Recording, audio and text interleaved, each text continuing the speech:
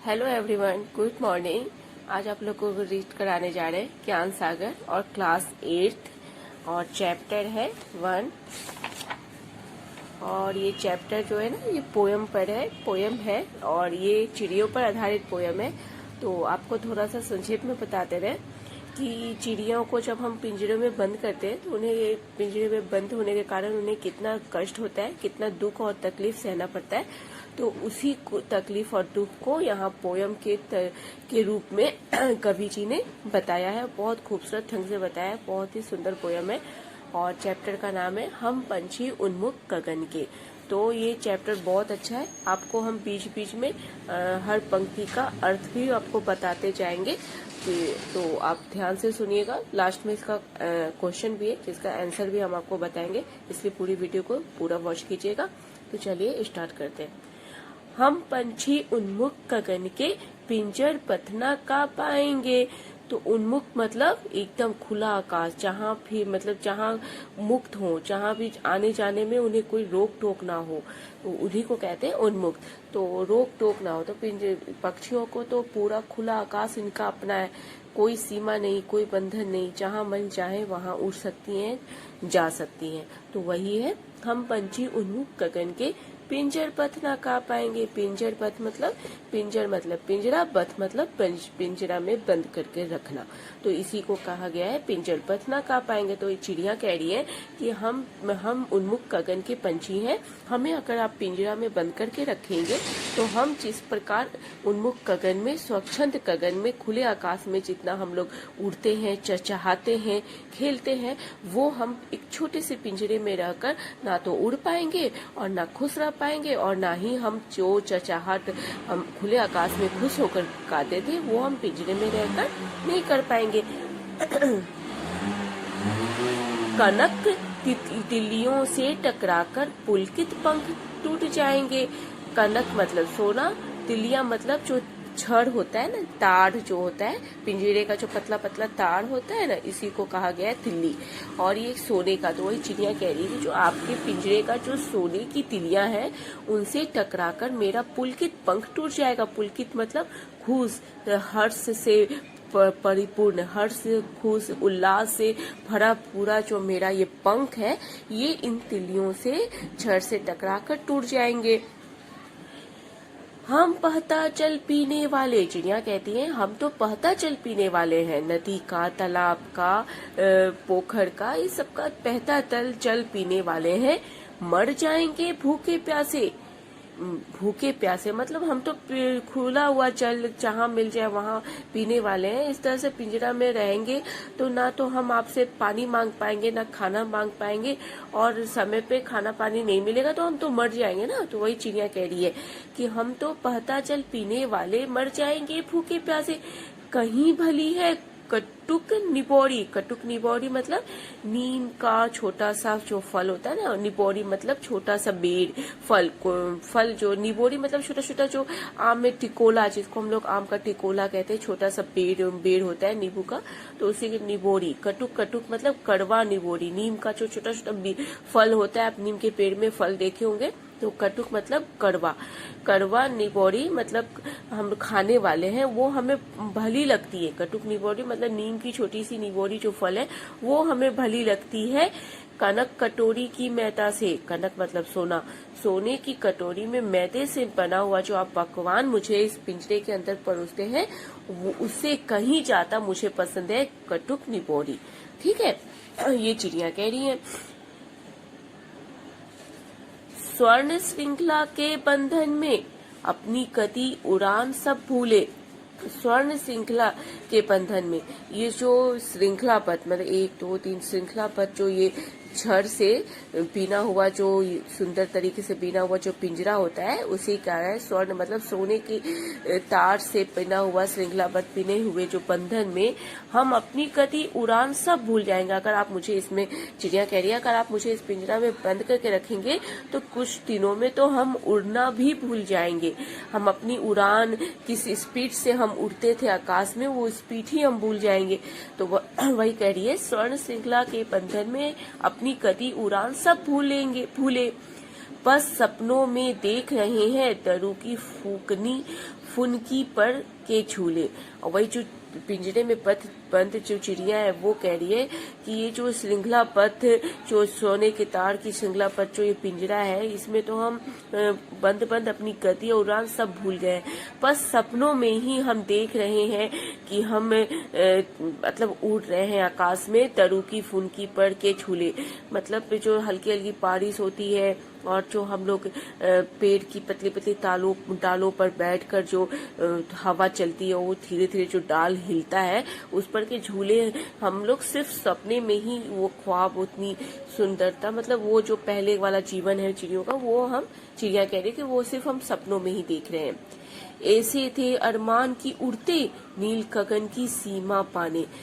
ये चिड़िया बोलती है कि हमारे अरमान तो पहले ऐसे थे कि हम सोचते थे कि हम इतना उड़ेंगे कि नीला आकाश जो है, नीला गगन जो है, उसकी सीमा को हम छू लेंगे। उसकी सीमा को छूने की कोशिश में हम लोग आकाश में इस गति से उड़ते थे, इतनी ऊंचाई तक हम लोग उड़ते थे कि जैसे लगता था कि आकाश का जो सीमा है, जहाँ से आकाश खत्म होगा, जहाँ उसकी स्टार्टिंग शुरू हुई है, जहाँ उसका सीमा का अंत हुआ है, वहां तक हम चले जाएंगे। ऐसा हम लोगों को प्रतीत होता कि उड़ते उड़ते हम लोग आकाश की सीमा को ही छू लेंगे।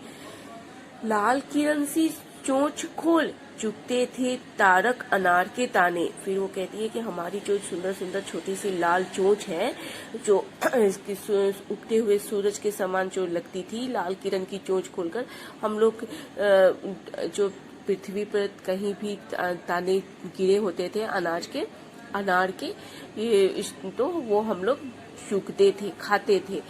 तो मतलब स्वच्छंद थे, जहाँ मन हुआ वहाँ उड़े, जहाँ पानी मिल गया वहाँ पी लिए, जहाँ दाना मिल गया वहाँ दाना खा लिए, मतलब कोई रोक टोक नहीं, इतनी स्वच्छंद थी ये चिड़िया कहती है।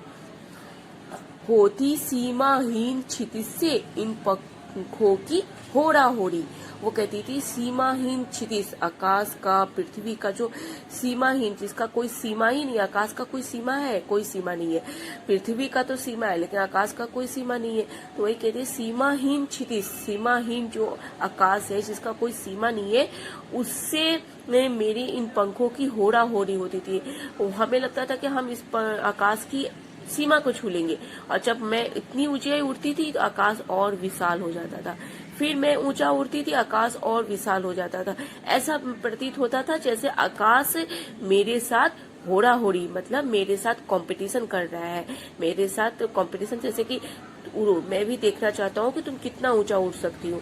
और जब मैं ऊंचा उड़ती थी तो आकाश ऐसा लगता था कि वो अपना और विशाल हो जाता है और फैल रहा हो, आकाश मेरे साथ कंपटीशन कर रहा हो, प्रतियोगिता कर रहा हो, ऐसा हमें प्रतीत होता था। तो होती थी सीमाहीन क्षितिज से, जिसका कोई सीमा ही नहीं है आकाश का, तो सीमाहीन क्षितिज से इन पंखों की होड़ा होड़ी।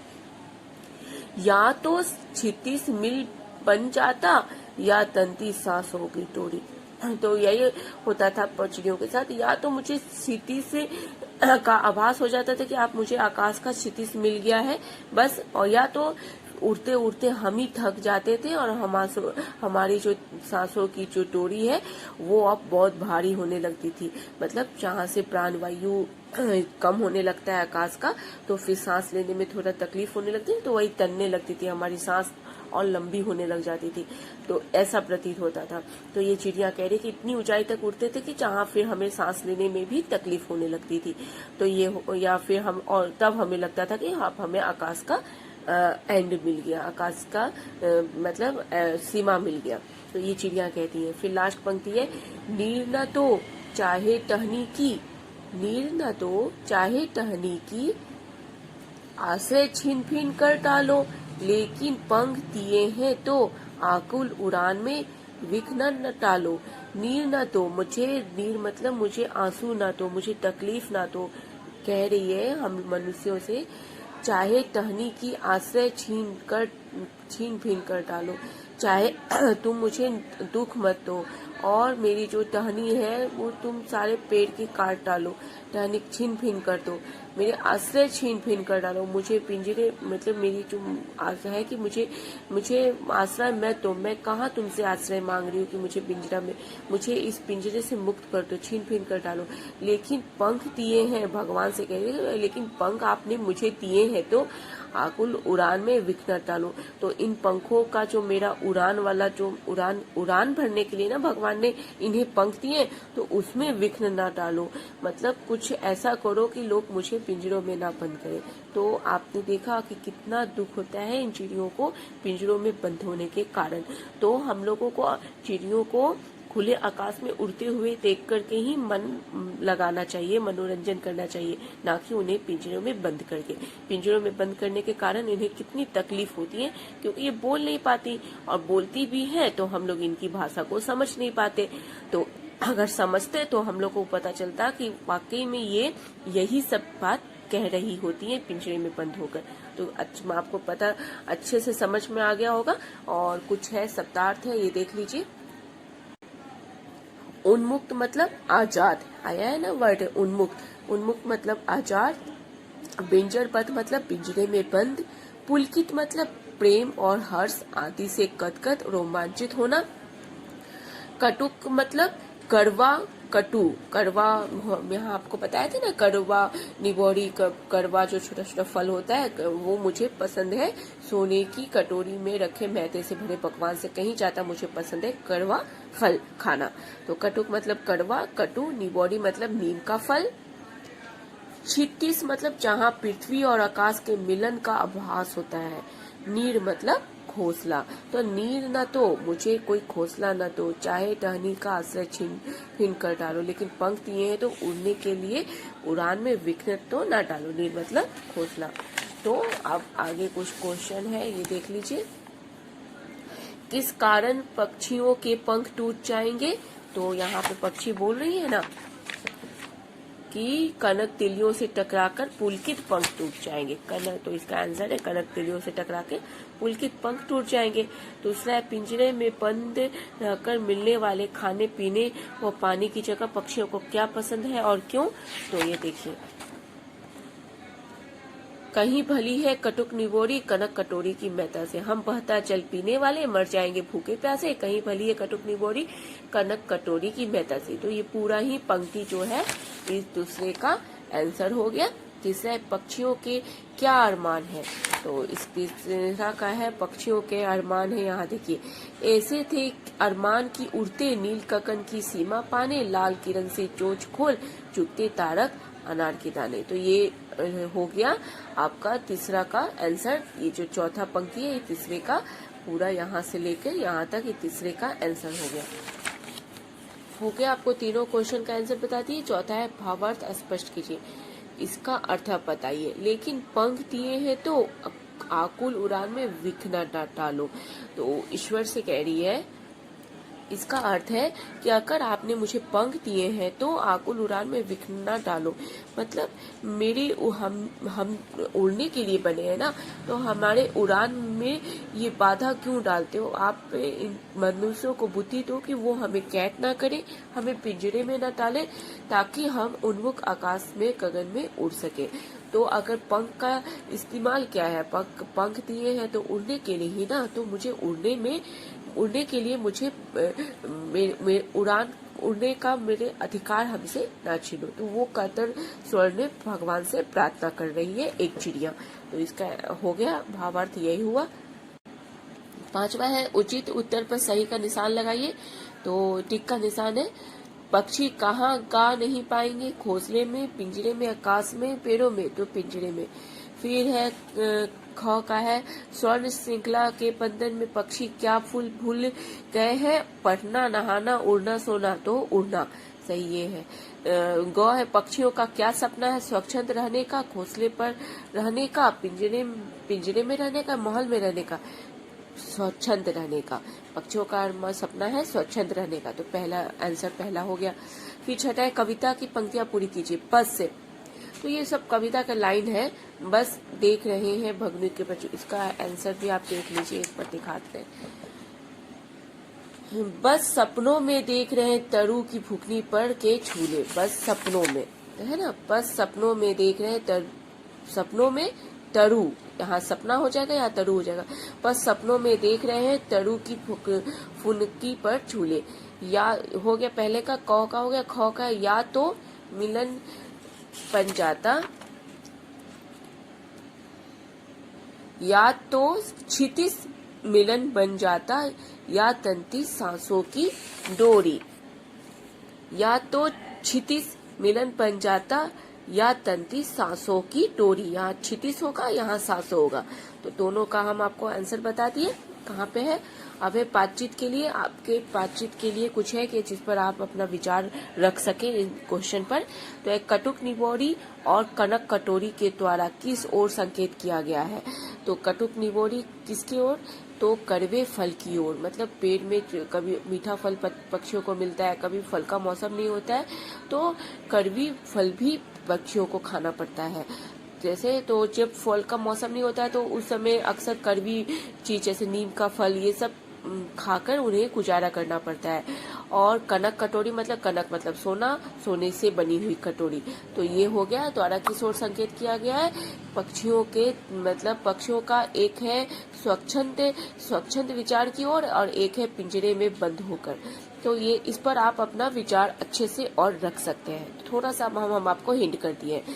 तो दूसरा है एक स्वच्छंद रहने का विचार है और एक है पिंजरे में बंद होकर उन्हें कनक की कटोरी में खाना मिल रहा है। तो इन दोनों के ऊपर आप अपना विचार रखिए कि पिंजरे में बंद होकर सोने के कटोरी में थाली में रह के खाना खाना, महंगे महंगे कपड़े पहनना या अपने अनुसार खुले मतलब कहीं भी आ जाने वाली स्वच्छंदता आपको मिले, आजादी मिले, वो आपको ज्यादा पसंद है, या पिंजरे में रहकर मतलब अच्छे अच्छे कपड़े पहनना, महंगे बर्तनों में खाना खाना वो आपको पसंद है।